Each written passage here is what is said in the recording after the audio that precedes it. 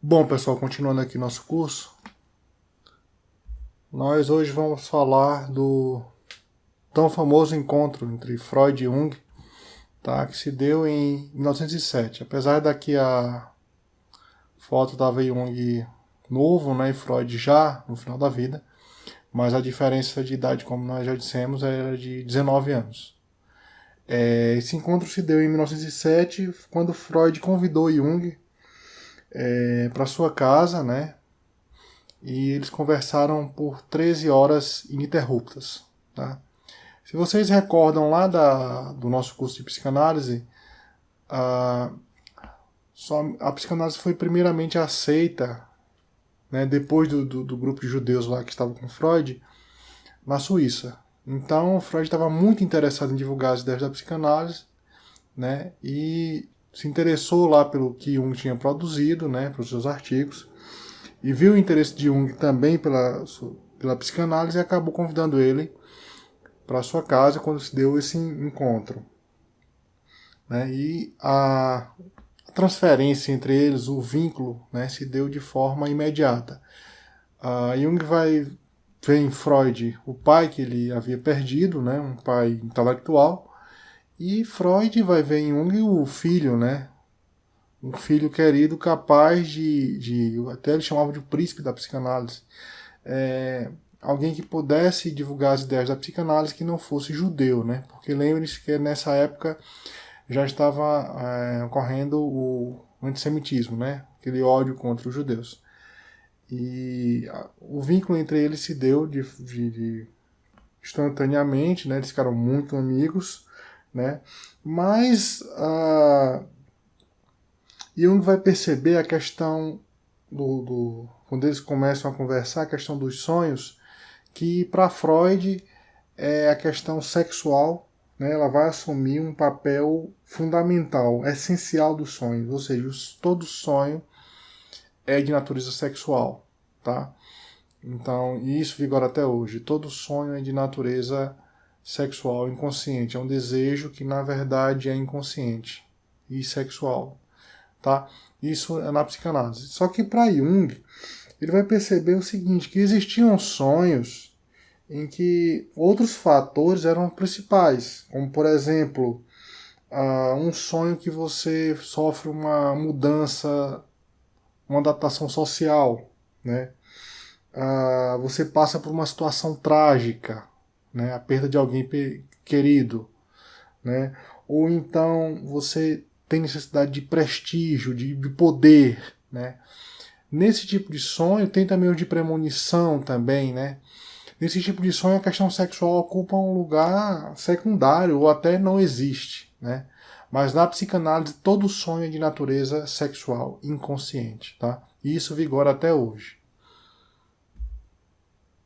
Bom, sempre quando Jung conversava com Freud, né, sobre a questão religiosa, na verdade, para Freud, qualquer conteúdo religioso seria uma questão de sexualidade reprimida, tá? Na psicanálise a religião é totalmente ignorada, tá? A gente vai ver um pouco disso quando estiver falando da religiosidade em Jung. Eu vou fazer uma pequena comparação da religiosidade para Freud, mas ela é basicamente ignorada, tá? E inclusive a psicanálise vai se tornar, é como se ela fosse se tornar a religião que ela ignorou, tá? E outra coisa que chama a atenção do Jung é a questão de que para Freud a sexualidade está no lugar da religião, tá? Então o sexo é como se fosse Deus, o desejo sexual, né? Então ela tomou um aspecto de totalidade na teoria de Freud. Isso você vê em todos os livros dele que você for ler. Tá? E não só nele, mas em todas as escolas, essa questão da sexualidade é fundamental na psicanálise. A questão não é só dela ser fundamental, é que é só ela, né? Ela reduz o ser humano. Aqui vocês estão vendo que tem essa questão dele reduzir o ser humano somente à questão sexual. Tá? É uma das queixas, né, das críticas que a psicanálise sofre, que ela reduz o ser humano só à questão sexual. Né? Imagine um psicanalista que trata de bebês recém-nascidos, ou de pessoas que têm mais de 100 anos. Como é que você vai lidar com essa questão da sexualidade, ou do desejo, como eles chamam, que vem a ser de natureza sexual inconsciente? Tá? É complicado, né? Então, outra coisa que chamou a atenção de Jung foi que Freud nunca, até aquele momento lá, né, em 1907, nos primeiros encontros, Freud nunca tinha lido Nietzsche. Né? A bagagem filosófica de Freud era muito pouco em relação a Jung. Tá? E vai acontecer de que Freud vai desenvolver desmaios, né? Quando algumas situações que ele via Jung questionava a autoridade dele, ele ia desmaiava, né? É como se ele visse alguém mais inteligente do que ele e desmaiasse, tá? Bom, tem uma citação aqui que está em Memórias, Sonhos e Reflexões, na página 136. Só um detalhe, pessoal, não vou usar a BNT, a APA, nenhuma formatação nesse curso, que ele é para pessoas leigas, tá? Então, eu sei que tem a formatação, mas aqui eu só vou botar a referência do livro e a página. No final eu divulgo as referências para vocês. Uma citação que Jung faz, né, que ele descreve muito bem a questão sexual para Freud, né? Tenho ainda uma viva lembrança de Freud me dizendo: meu caro Jung, prometa-me nunca abandonar a teoria sexual. É o que importa essencialmente. Olhe, devemos fazer dela um dogma, um baluarte inabalável. Ele me dizia isso cheio de ardor, como um pai que diz ao filho: prometa-me uma coisa, meu caro filho, vá todos os domingos à igreja. Um tanto espantado, perguntei-lhe: um baluarte contra o quê? Ele respondeu-me: contra a onda de todo lado negro do... Aqui ele hesitou um momento e então acrescentou: do ocultismo. Ou seja, nessa pequena citação aqui, vejam que por aqui dá para perceber que a relação entre os dois ia se romper mais cedo ou mais tarde. Tá? A questão de você colocar essencialmente a questão sexual é complicado, tá? E a questão de fazer dela um dogma, veja a relação lá de com o pai dele. Ele não gostava de dogma, ele queria experimentar, de viver, tá? A situação. Ele não gostava de dogmas, né?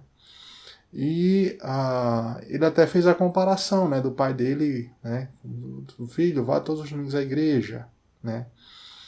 E por último aqui, Freud acrescentou, né, que era contra o ocultismo, ou seja, ele não gostava da parapsicologia, né, que Jung até comentava com ele não gostava desse assunto. Né, ele desprezava toda a religião, toda a questão da religiosidade era desprezada por Freud. Tá? É como se ele fosse um judeu mal resolvido, alguém que fosse judeu, mas não quisesse nada com a sua religião. E vai criar outra coisa que vai acabar se tornando uma religião, entre aspas, tá? Mas assume um caráter bem religioso, que eles se reúnem em determinados grupos, determinadas dias da semana, né? São bem fechados, mas é basicamente por aí, tá? Bom, um evento acontece quando o Freud e Jung estão conversando, né? E acontece um estalo na estante, né? Ou seja, eles acham que a estante vai cair sobre eles, né? E eles ficam meio assustados e tal, mas permanecem lá, a estante não cai. E Jung começam a conversar e Jung vai dizer, olha, vai acontecer de novo. E no exato momento em que Jung fala isso, ocorre outro estalo na estante. Então Freud fica extremamente assombrado com isso, tá? Desses eventos estudados pela parapsicologia, pela questão do espiritismo, Freud fica apavorado com isso, tá? E é um traço até hoje presente na psicanálise. Eles ignoram isso, mas quando acontece, eles ficam, sabe, a teoria não comporta isso. Tá? Também em 1909, Freud e Jung eles foram convidados para dar palestras lá na Clark University, em Massachusetts, nos Estados Unidos. Tá? Eles ficaram lá 7 semanas, né? E o percurso foi feito de navio, claro, né? E nesse tempo, eles estavam viajando, e o tempo que estavam lá, um analisava o sonho do outro, né? Os dois eram muito amigos, né? Freud analisava os sonhos do Jung, Jung analisava os sonhos do Freud. E Jung conta lá em Memórias, Sonhos e Reflexões que ocorre um sonho de Freud que ele pede mais detalhes, né? Diga, Freud, me dê mais detalhes aí para eu poder dar a interpretação desse sonho.